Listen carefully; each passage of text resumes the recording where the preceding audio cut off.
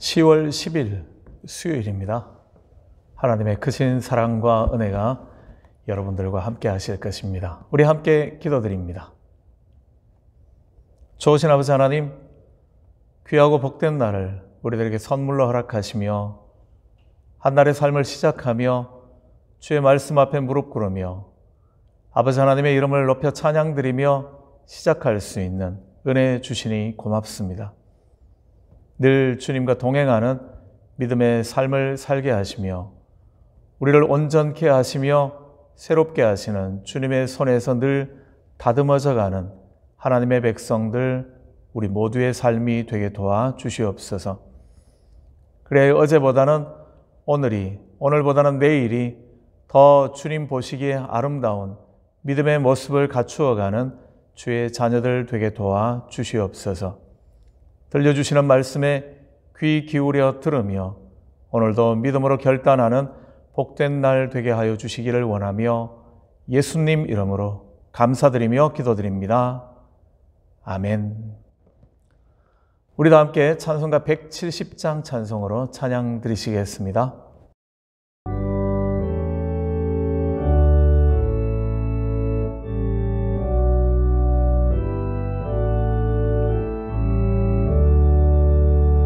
내 주님은 살아계셔 날 지켜주시니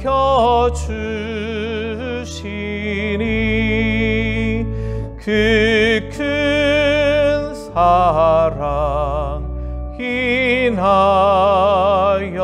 인하여서 나 자유하였네.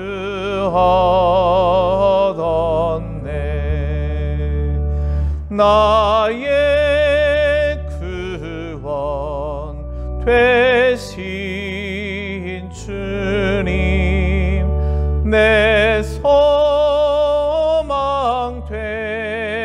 되신 주, 항상 나와 함께 하셔 곧 다시 오시리.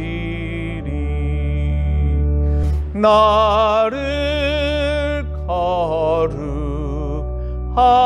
거룩하게 하려 주 나를 부르니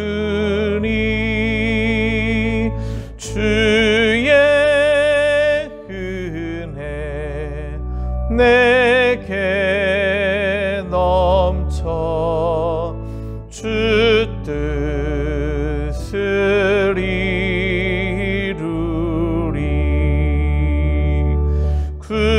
굳센 믿음 나 가지고 주 말씀 따르면 주님 다시 강림할 때 날 영접하시리.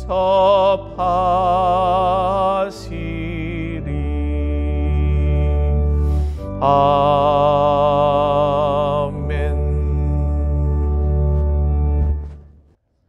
오늘 우리들에게 주시는 하나님의 말씀은 마태복음 14장 22절부터 24절까지의 말씀입니다. 우리 함께 봉독하겠습니다. 예수께서 즉시 제자들을 재촉하사 자기가 무리를 보내는 동안에 배를 타고 앞서 건너편으로 가게 하시고 무리를 보내신 후에 기도하러 따로 산에 올라가시니라. 저물매 거기 혼자 계시더니 배가 이미 육지에서 수울이나 떠나서 바람이 그스름으로 물결로 말미암아 고난을 당하더라. 아멘. 떡 5개와 물고기 2마리를 가지고 5,000명, 여자와 어린아이를 뺀 5,000명이었기 때문에 일반적으로 우리는 한 2만 명 정도가 되지 않을까 그렇게 추산들은 해봅니다. 그 많은 사람들이 다 배불리 먹게 되어진 사건, 이 예수님의 사건은 놀라운 기적이었죠. 그래서 사복음서에 기록되어져 있는 예수님의 기적 가운데 유일한 기적입니다.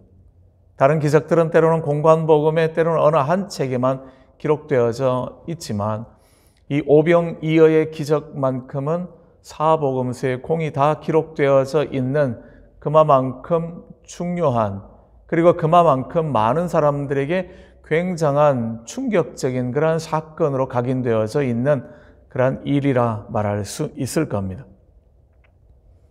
떡 5개, 물고기 2마리에 보잘것없는 것, 그것 가지고 어떻게 그 많은 사람들이 다 배불리 먹을 수 있었는가? 그것이 사람들에게는 매우 놀라운 일이었기 때문이죠.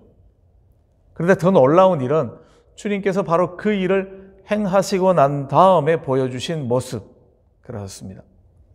주님께서 이 놀라운 사건을 만들고 난 다음 가장 먼저 하셨던 일은 무리를 보내기 전에 제자들부터 먼저 배를 태워서 건너편으로 보내버리시는 일을 하고 계심을 보게 됩니다. 성경은 이렇게 기록하죠. 즉시 그렇게 하셨다고요. 이 말씀은 모든 사람들이 다 배불리 먹고 그리고 남은 것들을 거두고 정리하고 그 정리하는 일이 마치자마자 바로 즉시 그러한 의미의 이야기입니다. 그리고 즉시 제자들을 재촉했다, 그렇게 말씀하고 계시죠. 재촉하다, 이 말씀의 의미는 강요하다라는 의미가 포함되어져 있는 내용입니다. 그렇게 이 말씀만 가지고 본다면 제자들은 그 자리에 좀 더 머물러 있고 싶어 하는 듯한 그러한 모습을 풍겨주고 있고요. 예수님은 그들을 윽박지르고 강요하다시피 해서 제자들을 배에 태우시고 건너편으로 출발하게 먼저 만드시는 그러한 모습으로 상상해 볼 수 있다는 거죠.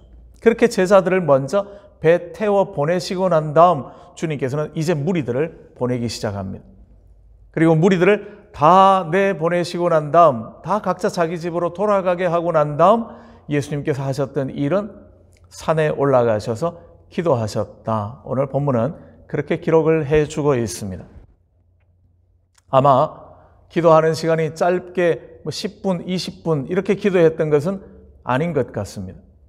왜냐하면 이 무리들을 먹이는 그 저녁 시간, 저녁이 되매라고 말하고 있는 바로 그 단어에 대한 해석들이 여러 가지가 있습니다만 유태인들의 시간표에 있어서는 오후 한 3시경부터가 저녁이 시작된다라고 보거든요. 그러나 또 다른 거로는 일몰 시간이 되었을 때를 저녁이 되었다라고 보기도 합니다. 이 두 가지의 어느 쪽을 계산한다 할지라도 예수님께서 무리들을 다 먹여야 하고 그것이 어두우면 안 되니까요. 이게 저물어서 해가 없어지기 전에 다 한 일이 되어지고 제자들마저 떠나보내시고 무리들을 다 돌려보내시는 것이 어둑해지기 전에 끝났을 것이라는 거죠. 예수님께서 먼저 떠나보낸 제자들의 배에 찾아가신 시간을 성경 말씀은 밤 사경이라 그렇게 기록합니다. 25절이죠. 밤 사경이라는 시간은 새벽 3시부터 6시까지의 시간을 사경의 시간, 그렇게 이야기를 합니다. 그렇다면 주님께서는 밤새 저녁 새벽이 될 때까지 그 산에서 기도하셨다 하는 그러한 말씀이 될 것 같습니다. 주님께서는 오병이어의 놀라운 기적을 베푸시고 난 다음에 바로 이 두 가지 일을 행하심으로써 그 기적을 마무리하고 계시는 그러한 모습을 봅니다. 왜 제자들을 먼저 떠나 보내셨을까요? 아마 우리는 이렇게 말할 수 있을 겁니다. 사람들의 반응 때문에 보내셔야만 할 이유가 됩니다. 요한복음의 병행구 성경 말씀들을 보면 요한복음 6장 14절과 15절은 이 기적, 오병이어의 기적이 끝나고 난 다음에 사람들의 반응을 이렇게 기록해 줍니다. 그 사람들이 예수께서 행하신 이 표적을 보고 말하되 이는 참으로 세상에 오실 그 선지자라 하더라. 예수님의 메시아됨과 예수님의 놀라운 선지자됨을 인정하는 거죠. 그러면서 이렇게 이야기를 합니다. 예수께서 그들이 와서 자기를 억지로 붙들어 임금으로 삼으려는 줄 아시고 다시 혼자 산으로 떠나가시니라. 이 땅에 오실 바로 그 선지자야. 그렇게 이야기를 하는 것이 메시아됨을 이야기하는 거고, 그런데 그들이 생각했던 것은 하나님 나라의 영적 메시아의 개념이 아닌 이 땅에서의 그들을 통치하는 왕의 개념으로서의 메시아로 인정을 했기 때문에 그들이 와서 예수님을 임금으로 삼으려고, 왕 삼으려고 한다라는 사실을 알았다라는 거죠. 그래서 예수님께서 산으로 올라가셨다, 그렇게 기록해 줍니다. 동서고금을 막론하고 통치자의 제1되는 덕목이 있다면 그것은 백성들을 배부르게 해주는 것, 그렇습니다. 적어도 먹고 사는 문제에 있어서 불편하지 않게 만들어주는 것, 그것이 통치자에게 가장 우선적으로 요구되어지는 그런 내용이라는 거죠.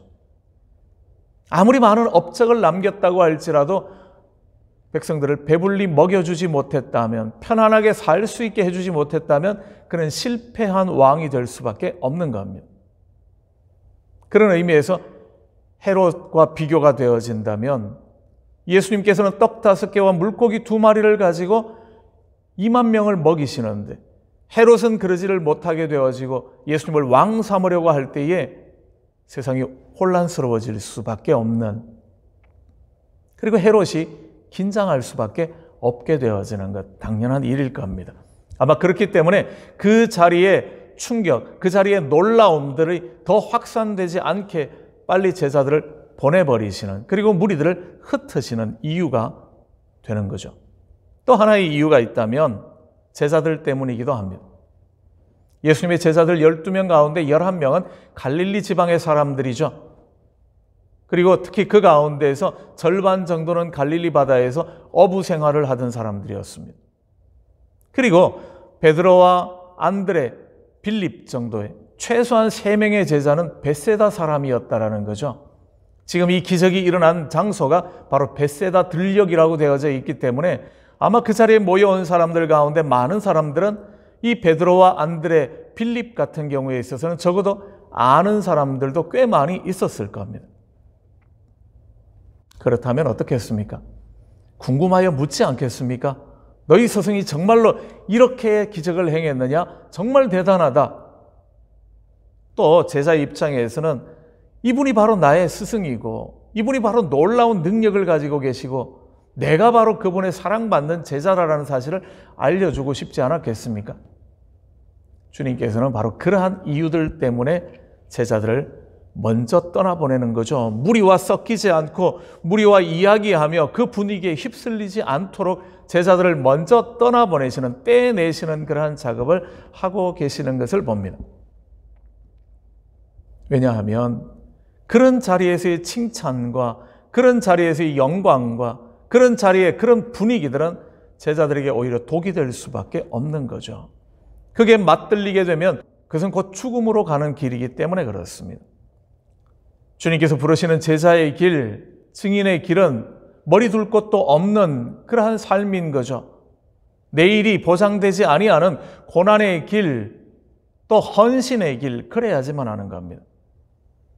고난의 길을 잘 달리고 충성되이 믿음의 길을 잘 달린 사람들에게 주어지는 영광의 길, 그것은 나중에 얻게 되어지는 것이 지금 누리는 것이 아니기 때문입니다.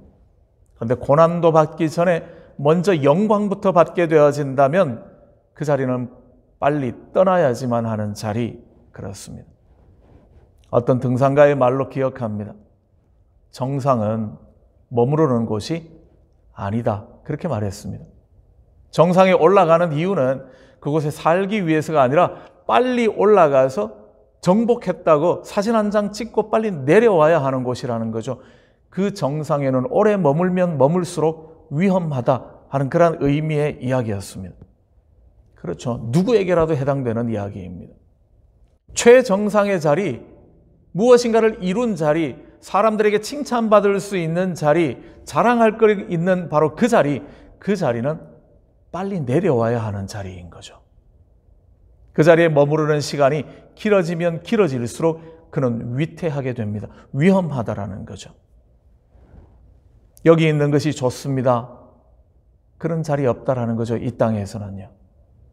우리는 일해야 할 자리, 바로 그 자리로 내려가서 다시 겸비하여 다시 겸손한 모습으로, 다시 헌신하는 모습으로 서야 하기 때문에 그렇습니다.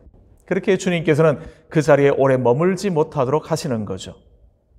제자들을 보내시고 난 다음 주님께서는 기도하러 산에 올라가셨습니다. 긴 시간 기도하셨습니다. 왜 그러셨겠습니까? 무엇을 기도하셨겠습니까? 아마 제자들을 위하여 기도하셨을 것 같습니다. 이 일로 인하여서 그들이 교만하여지지 않도록, 헛된 꿈에 빠지지 않도록, 또한 목자 없는 양과 같은 무리들을 위하여 기도하셨을 것 같습니다. 먹는 것에 만족하지 않고 영원한 것을 바라봐야 하는데 단순히 먹고 만족하게 된 것으로 그들은 충분하다고 그 자리에 머물러 있고 주님을 그런 식으로 바라보게 될까 봐 주님께서는 기도하셨을 것 같습니다. 주님이 기도하셨다면 우리는 더더욱 기도해야 할 사람이죠. 조그마한 일이라도 은혜를 많이 받았다면 그 몇 배 되는 시간만큼 우리는 기도해야지만 합니다. 그래야 실패하지 않는 거죠. 자랑할 것이 무엇 생겼다면 그것보다 훨씬 더 많은 시간 우리는 기도하는데 시간을 할애해야지만 합니다. 그래야지 우리의 바른 삶의 자리를 찾을 수 있기 때문에 그런 거죠. 잊지 않으시면 좋겠습니다. 무엇이든지 칭찬받을 만한 일을 했다면, 무엇인가 자랑할 만한 일이 생겼다면, 무엇인가 생색낼 만한 그러한 일을 경험했다고 한다면 그러면 그 자리는 머물러서는 안 되는 자리입니다. 빨리 떠나야지만 합니다.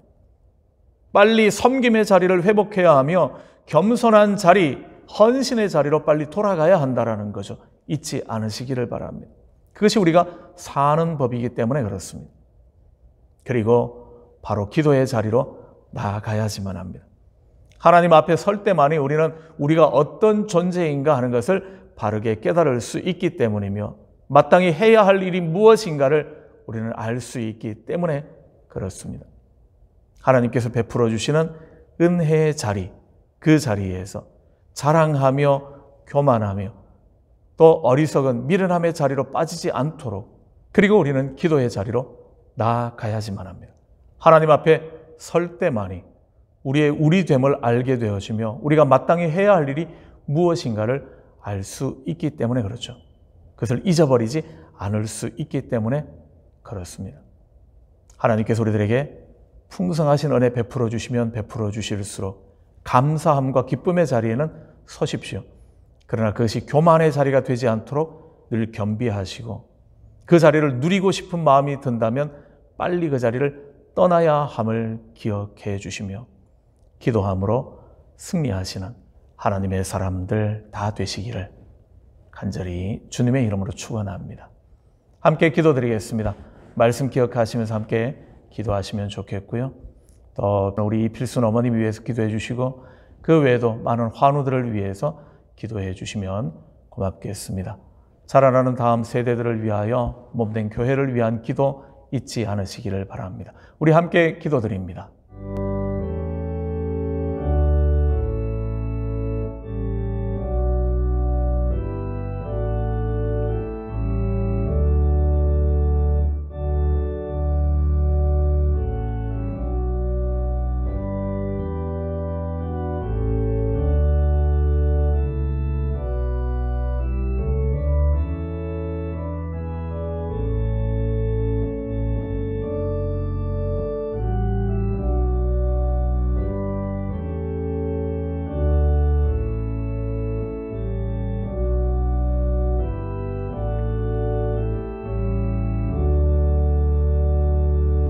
매일 우리의 삶 가운데 감당할 수 없는 은혜로 채우심을 인하여 주님을 찬양드립니다. 그러한 은혜를 경험하게 되었을 때 감사와 기쁨의 자리에 설지언정 교만함과 그것을 자랑거리로 삼는 자리에서는 빨리 떠날 수 있는 은총 허락하여 주시옵소서. 겸비하며 다시 헌신의 자리, 다시 섬김의 자리를 회복할 수 있는 은총 허락하여 주시옵고 아버지 하나님 앞에 기도함으로 우리의 우리됨을 깨달아 알아가는 하나님의 백성들로 늘 승리케 하여 주시옵소서. 주신 이 한 날도 믿음으로 살아가는 우리 모두가 되게 도와주시기를 간절히 원하며 우리들에게 주시는 모든 기도의 제목 가운데 열심을 다해 무릎 꿇으며 하나님의 뜻을 구하는 하나님의 백성들 되게 도와주시옵소서. 이 하루 우리 삶의 왕이시며 주인이심을 높여 찬양드리며 예수님 이름으로 기도드립니다. 아멘. 하늘에 계신 우리 아버지, 아버지의 이름을 거룩하게 하시며 아버지의 나라가 오게 하시며 아버지의 뜻이 하늘에서와 같이 땅에서도 이루어지게 하소서. 오늘 우리에게 일용할 양식을 주시고 우리가 우리에게 잘못한 사람을 용서하여 준 것 같이 우리 죄를 용서하여 주시고 우리를 시험에 빠지지 않게 하시고 악에서 구하소서. 나라와 권능과 영광이 영원히 아버지의 것입니다. 아멘. 오늘 하루도 주님의 은혜 안에 승리하시는 복된 날 되시기를 바랍니다.